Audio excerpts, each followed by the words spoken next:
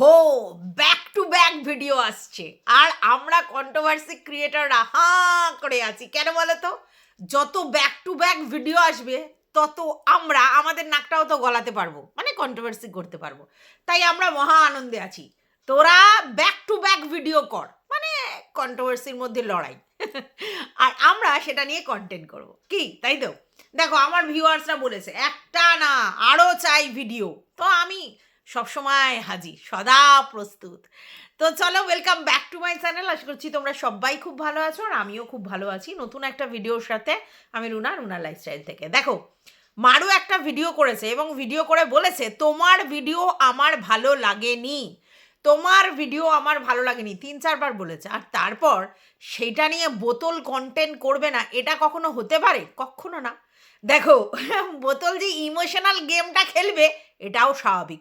অনেকে বলছে মারু যেহেতু এই প্রেগনেন্সির ব্যাপারটা তোমার হচ্ছে বলেছে, এবং মারুকে নিয়ে সমস্ত কন্ট্রোভার্সি ক্রিয়েটর এবং ভিউয়ার্সরা অ্যাপ্রিসিয়েট করে ভিডিও করেছে, তো মারুর এই প্রেগনেন্সি জার্নির যে ভালো লাগার ব্যাপারটা, এই যে সবার ভালো ভালো ভিডিও, এই ব্যাপারটা বোতল নিতে পারেনি। বোতল বলে আচ্ছা দাঁড়া, তোর ভিউজ সেই লেভেলের ডেভেলপ হবে? নো নো নো, আমি ইচ্ছা করে কন্টেন্ট করব তোকে নিয়ে, আর সেই কন্টেন্টের জন্য তোর ভিউয়ার্সরা বলবে তুমি এত খারাপ, ছি ছি ছি ছি ছি ছি ছি, বলবে তোমাকে আনসাবস্ক্রাইব করলাম, তোমাকে আর দেখবো না, তোমার চ্যানেল থেকে বেরিয়ে গেলাম, তোমরা ভিতর যোগাযোগ করো, তোমরা তলে তলে যোগাযোগ করো। তো এইটা হবে। তো দেখো, তোমাদের মনে আছে নিশ্চয়ই কিছুদিন আগে ফোকলু কি হয়েছিল, তোমরা সবাই জানো কি করেছে। ফোকলু এসে বলেছে আন্টি, ম্যাডাম, দিদিভাই সব রকম বলে সম্বোধন করে চুনাকে ভারী বাজারে বিক্রি করার জন্য ছেড়ে দিয়েছিল। কেন না, বলেছে আমি তো আপনাকেও জানিয়েছিলাম কথাটা, কিছু একটা কথাও আমাকে জানিয়েছিল যে ওর দুঃখের খবর। ব্যাস, সঙ্গে সঙ্গে সঙ্গে সঙ্গে সবাই কি বলেছিল? সবাই বলেছিল ওই দেখো, ভিতরে ভিতরে যোগাযোগ আর এইদিকে কন্টেন্ট করছে। কি অবস্থা, ছি ছি ছি ছি ছি ছি ছি, চুনা তুমি এত খারাপ। লোকে এটা ফিল করলো না যে ফোকলু সেদিন সেই কথাটা কেন বলেছিল আর কেনই বা আমার সঙ্গে কথোপকথন চালিয়েছিল। আমি একটা মানুষ এমন, যদি আমাকে কেউ ফোন করে আমি তো রিসিভ করব, আমি রিসিভ করেছি, আমি কিন্তু ফোন করিনি, ঠিক আছে? কিন্তু সেটা নিয়ে অনেক কন্ট্রোভার্সি হয়েছে। কেন হয়েছে? তাদের বক্তব্য যে আমি সামনে সামনে ফোকলুকে নিয়ে নেগেটিভ কন্টেন্ট করি, অথচ ফোকলুর সঙ্গে আমি তলে তলে যোগাযোগ রেখেছি, তাই তো? কারণ কি? ফোকলু বলেছে সেই কথাটা। আরে ফোকলু তো ওই জন্যই বলেছে, কারণ ফোকলু যেই ইন্টেনশনে আমাকে ব্যাপারগুলো বলেছিল সেই ইন্টেনশন তো ফুলফিল হয়নি। মানে ফোকলু তখন টিনার এগেনস্টে আমাকে কিছু কিছু তথ্য দেওয়ার চেষ্টা করেছিল যাতে কিনা টিনার এগেনস্টে আমি কথা বলি এবং ওকে হাইলাইট করি, যেটা আমি করিনি।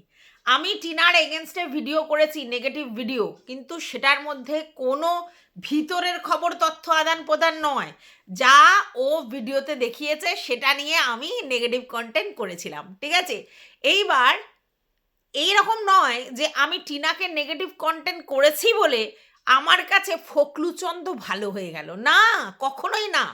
ফোকলুচন্দ যে তিমিরে ছিল সেই তিমিরেই আছে, কিন্তু ফোকলু ভাবলো এটা একটা সময় যখন টিনাকে নিয়ে নেগেটিভ কন্টেন্ট করছে এই চুনা, তাহলে চুনাকে আমি ফোন করে আন্টি আন্টি করে কিছু কথা বলি, আর ওই টোপটা আন্টি গিলে ফেলে আমার কথা, আমার সমস্ত কিছু নিয়ে ভিডিও করে ফেলবে, মানে তথ্য নিয়ে। তাহলে কি হবে? ফোকলু ভেবেছিল যে চুনা কন্টেন্টের ভুকা, তার মানে এই নয় ভিতর থেকে তথ্য নিয়ে এসে সেই কন্টেন্টের ভুকা। তাহলে আমি যদি একবার কন্টেন্ট দিই তাহলে আমার কাছে চুনা বাধা, সবসময় আমাকে ফোন করবে আমার থেকে তথ্য নেওয়ার জন্য, এবং এই করে করে করে করে আলটিমেটলি টিনুর এগেনস্টে প্রচুর নেগেটিভ কন্টেন্ট করবে এবং ফোকলুকে হাইলাইট করবে, যেটা ফোকলুর ইন্টেনশনটা ছিল। কিন্তু ওতে পুরো মানে আমি কি বলবো, জল ঢেলে দিয়েছি।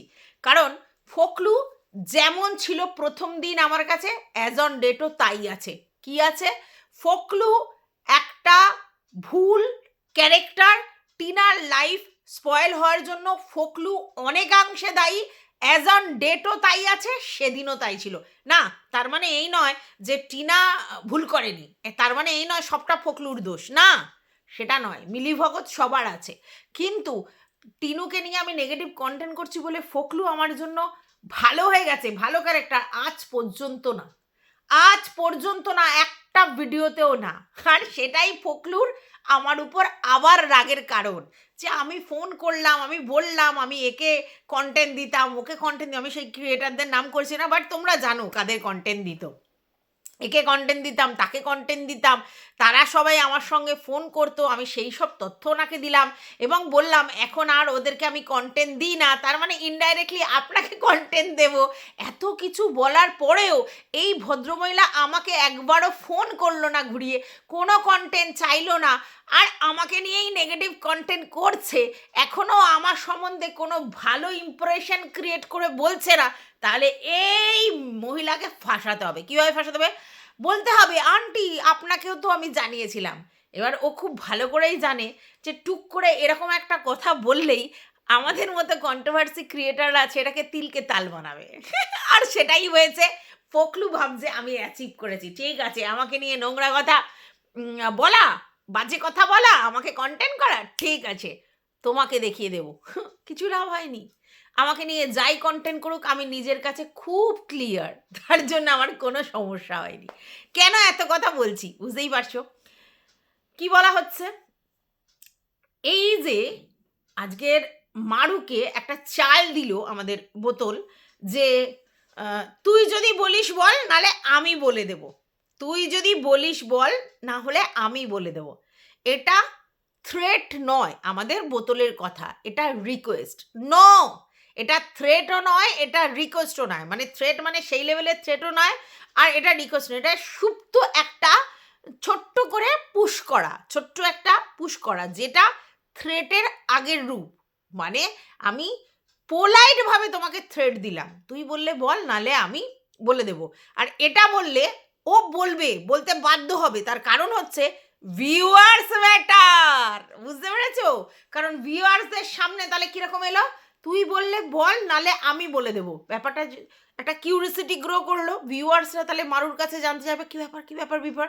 আর যখনই মারু এটা বলবে যে হ্যাঁ আমার সঙ্গে যোগাযোগ ছিল, আমার সঙ্গে কথা হয়েছে, আমার সঙ্গে দেখা হয়েছে, তখনই মারুকে লোকে উল্টো প্রশ্ন করবে, ছি ছি ছি ছি ছি ছি ছি ছি, এত কাণ্ডর পরও তুমি যোগাযোগ রেখেছো। বুঝতে পেরেছো? এই ফান্ডাতে ও এই জিনিসটা করেছে, বুঝলে? তো যাই হোক, এখন এসে আবার কিন্তু সিম্পাথি কার্ডটা খেলে গেল আমাদের বোতল। আচ্ছা, বাই দা ওয়ে, এই যে পোষ্য মানে ডগিরা, মানে যারা পোষ্য তারা তো জানোই, যারা পোষ্য না তারাও হয়তো জানো, সেটা হচ্ছে পোষ্যরা এমন, তারা কিন্তু ভীষণ মানুষ চেনে, যাকে তাকে দেখলে কিন্তু ঘাউ ঘাউ করে না। এমনি ওদের ডার্ক একটা বার্ক করে, সেটা আলাদা কথা, কিন্তু এক একজনকে দেখলে দেখবে খুব বাজে সাউন্ড করে, আর এক একজনকে দেখলে দেখবে ভীষণ লেজে নাড়ায়। ওরা কিন্তু ভীষণ, ওদের ঘ্রাণেন্দ্রিয় তো খুব শার্প, তো ওরা খুব ভালো মানুষ চেনে।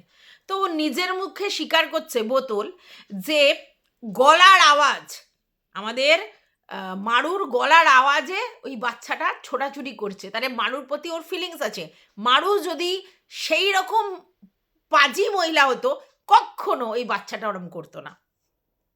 বুঝতে পেরেছে? ওরা খুব বোঝে, এই পোষ্যরা খুব বোঝে, মানুষের থেকে ওরা অনেক বেশি বোঝে। তাহলে ও তো স্বীকার করেই দিল যে মারু ভালো নেচারের, তার জন্য না ওর পোষ্যটা এরম করছে, ওর থেকে বেশি তাদের কাছে থাকতে ভালোবাসতো, ও নিজে বলেছে। তাহলে আজকের ডেটে তোমরা চিন্তা করো, ও মারুকে হাউমাউ করছে যে পোষ্যটা ওর জন্য পাগল হয়ে যাচ্ছে। কিন্তু ব্যাপারটা তো পোষ্যরা তো বোঝে, মারুর প্রতি ফিলিংসটা তো এমনি গ্রো করেনি, মারু কাছে ওকে রেখে গিয়েছিল, আর মারু ওকে সেই লেভেলের টেক কেয়ার নিশ্চয়ই করেছিল, যার জন্য মারুর প্রতি ফিলিংসটা ওর রয়েছে। আর পোষ্যরা এরকমই, একবার যদি তুমি তাদেরকে খাবার দিয়েছো বা আদর করেছো, সারা জীবন ধরে বোঝে, সারা জীবন ধরে মনে রাখে, ওরা ভীষণ এই জিনিসটাই সেন্সিটিভ। তাহলে বুঝতে পারছো মারু কতটা ওকে ভালোবাসা দিয়েছিল, যার জন্য পশুটা বুঝেছে, তাই না? পশুটা ওই জন্য ওর গলার আওয়াজে কান খাড়া করে ছোটাছুটি করছে। আচ্ছা, যাই হোক, এটা এটা কিন্তু আবার সিম্পাথি কার্ড খেললো আর কি আমাদের বোতল বোতল মারুকে এটা ফিলিংস করালো। ওদের বক্তব্যটা শুনেছো? মানে এরা তিন মানে বোনের মধ্যে এই দু বোনের বক্তব্যটা একটাই, মারু ভালো, মারুর সঙ্গে ওদের ব্যক্তিগত কোনো সমস্যা নেই। তাহলে খারাপটা কে? ছমছমিয়া। ছমছমিয়ার জন্য রিলেশন খারাপ হয়েছে। ছমছমিয়া এদের থেকে মারুকে দূরে নিয়ে গেছে ওদের বক্তব্য অনুযায়ী। মারুকে বিয়ে করে মারুকে ছমছমিয়া গ্রিপে রেখেছে, এই বোনেদের সঙ্গে মিশতে দেয় না, বোনদের সঙ্গে রিলেশন রাখতে দেয় না। ছমছমিয়া নিজের মুঠিগত করেছে এবং বলছে মারু একদিন না একদিন সেটা বুঝবে। বুঝতে পেরেছো? দেখো, আমি একটা জিনিস বুঝি, একটা রিলেশন বিল্ড আপ মানে আর সমস্ত রিলেশন থেকে চলে যাওয়া নয়, ঠিক আছে? তাই যদি ছমছমিয়া সত্যি সত্যি এটা করে থাকে যে ছমছমিয়ার জন্য ওদের সবার সাথে মারুর রিলেশন খারাপ হয়েছে এবং ছমছমিয়া চায় না ওদের কারোর সঙ্গে মিশতে দিতে, তাহলে বলবো ছমছমিয়া এটা ভুল করে, ঠিক আছে? কারণ একটা রিলেশন তুমি তোমার বউয়ের সঙ্গে করেছো, তোমার সঙ্গে তোমার বউয়ের রিলেশন খুব ভালো, কিন্তু তার মানে বউয়ের অন্য রিলেশন আর দরকার নেই তা কিন্তু নয়, সব রিলেশন দরকার।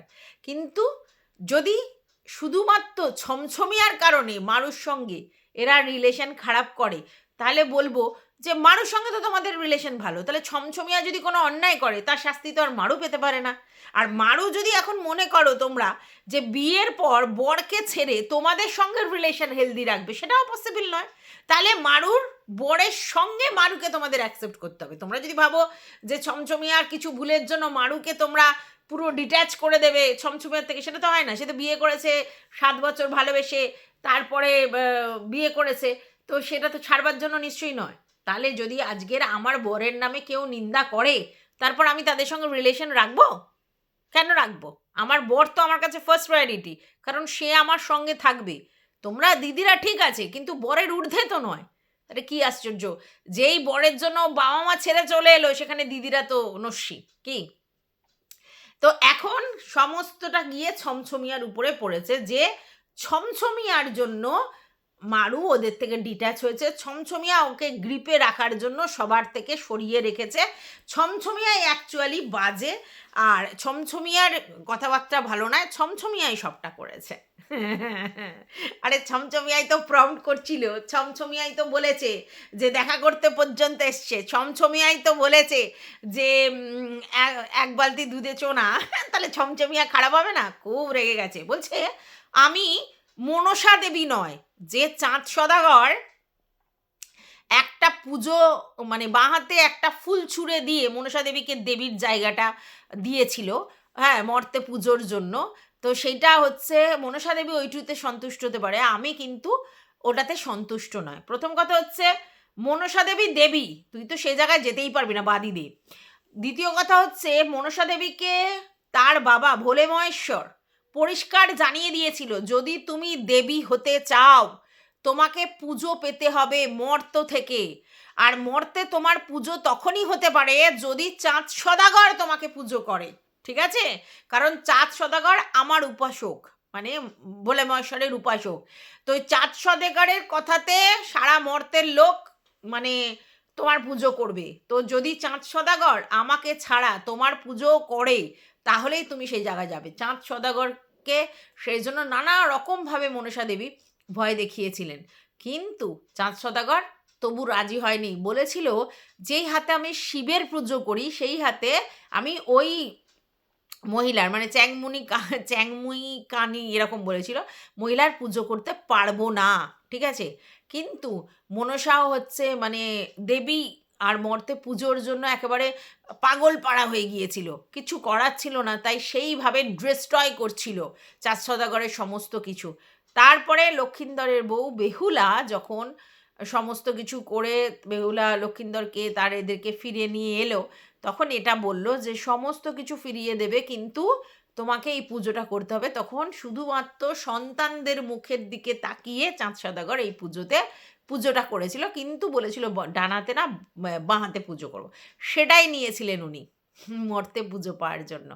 তো বলছে আমি মনসা নই যে এইটুকুনিতে সন্তুষ্ট হব। মানে ও কিন্তু আগেই বলে রেখেছে যে মারু যদি ক্ল্যারিফিকেশন দেয় সেই ক্ল্যারিফিকেশন যদি আমার মনোপ্রুত হয় তাহলে ঠিক আছে, আর যদি মনোপ্রুত না হয় তাহলে আমি আমার মতো করে বলতে বসবো।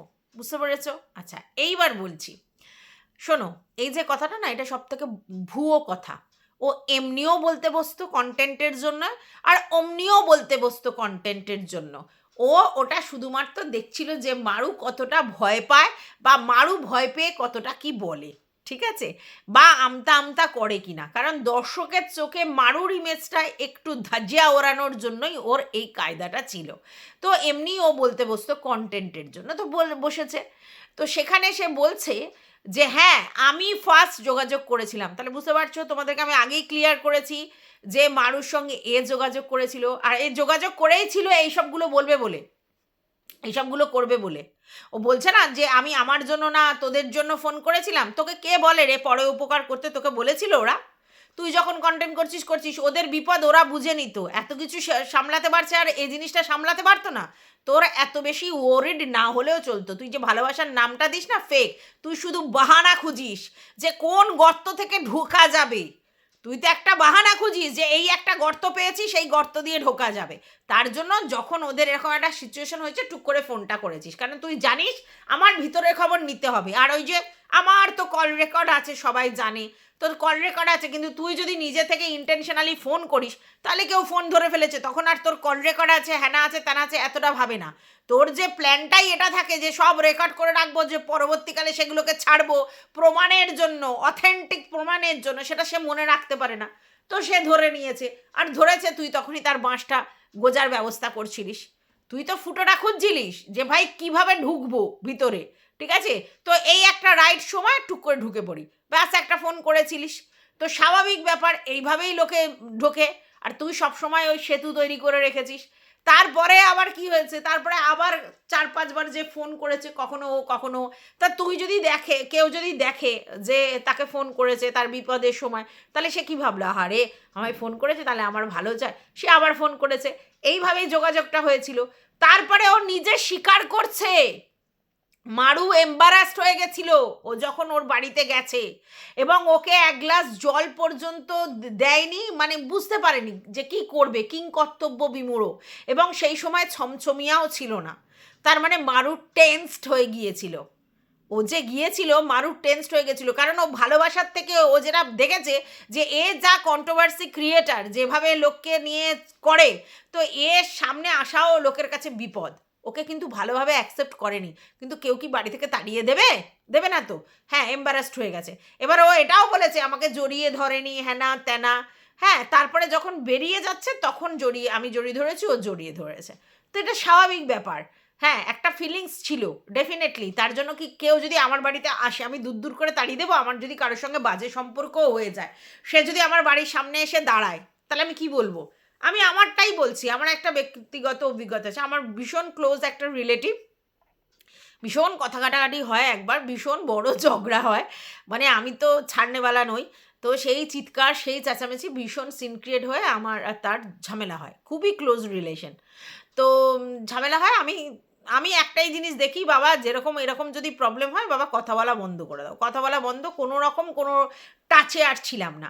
তারপরে হঠাৎই তার বোনের বিয়ে, সে আমার বাড়ির সামনে এসে দাঁড়িয়ে মানে বললো আর কি, যেরকম বোনের বিয়ে তাই নিমন্ত্রণ করতে এসেছি, হ্যান ত্যানেই। তো আমি তখন কি বলবো, বেরো, তোমার সঙ্গে আমার ঝামেলা হয়েছিল, বেরো, বলবো কি? তো তারপরে রিলেশনটা আবার ঠিক জায়গায় গেল। রিলেশন কিন্তু ঠিক জায়গায় যায়নি, অ্যাজ অন ডেট আমার মনে কিন্তু খোটে আছে, আমি ভালো চোখে তাকে দেখি না। কিন্তু ব্যাপারটা কি বলতো, মুখের উপরে কিছু বলা যায় না। হ্যাঁ, আমি সিম্পলি তাকে অ্যাভয়েড করে চলি, যতটা পারি অ্যাভয়েড করে চলি। এইবার তারপরেও যদি সে আসে, সে হয়তো ভুলে গেছে, আমি তো ভুলি না কিছু। তো সে আসে, সে কথা বলে, আমিও কথা বলি, হাসি, সবই কিছু করি, কিন্তু আমার মনে ব্যাপারটা রয়ে গেছে, এবং আমি সিম্পলি ওকে আর ঘাটাই না। কোনো রকম তর্কে যাবে এমন কোনো কথা ওর সঙ্গে আমি বলি না। যদি সেরকম কোনো জায়গা পজিশন তৈরি হয়, আমি দূরে থাকি ব্যাপারটা থেকে, সিম্পলি মানে খুব হালকা চালকা কথা বলে চলে আসি। বুঝতে পেরেছো? তো এরকমই এরকমই ব্যাপারটা। তো মারু ওকে দেখে এম্বারাসড হয়ে গেছে, তার কারণটাই এটা। কারণ মারু হকচকিয়ে গেছে যে এই ধরনের নেগেটিভ কন্ট্রোভার্সি করতে করতে হঠাৎ করে এলো, ইন্টেনশনটা কী সেটা বুঝতে বুঝতেই মারুর সময় লেগে গেছে। মারু এম্বারাসড হয়ে না একটু জলের কথা বলেছে না অন্য কিছু বলেছে, থতমত খেয়ে গেছে। এবার ওর থেকে ওর কাছে বাড়ি বলে, যেহেতু ওই গোবরডাঙ্গা কাছাকাছি জায়গা আর ওর বাড়ি থেকে দূরে নয় খুব একটা, সেই জন্য সে চলে এসেছে। ঠিক আছে, খুঁজে খাজে ঠিক চলে এসছে কোথায় থাকে না থাকে। এইবার এইবার কি বলছে, এইবার বলছে যে কি বলবো আর, এইবার বলছে যে ওরকম হয়ে গেছে, তার ছমছমিয়া তখন ছিল না, তারপরে ও চলে এসেছে। এটা নাকি ভালোবেসে দেখতে ইচ্ছা করছিল মেয়েটাকে, তার জন্য গেছে। কখন গেছে সেটা বুঝতে পেরেছো? যখন ওর শরীর খারাপ হয়েছিল, মানে মেয়েটার যখন শরীর খারাপ হয়েছিল, এবং শরীর খারাপ হওয়ার পরে অনেকে বলছিল যে হয়তো ও প্রেগনেন্ট না যখন, তাহলে হয়তো ওর অন্য কিছু ব্যাপার হয়েছে, কোনো মিসক্যারেজ ফ্যারেজ হয়েছে, তখন ও ভয় পেয়ে গেছিলো। ভয় পেয়ে গিয়ে ডাইরেক্ট যোগাযোগ করার চেষ্টা করেছে, এবং সেই সময় ও গেছিল দেখতে যে সত্যি কি হয়েছে না হয়েছে, সেই জন্য গেছিল।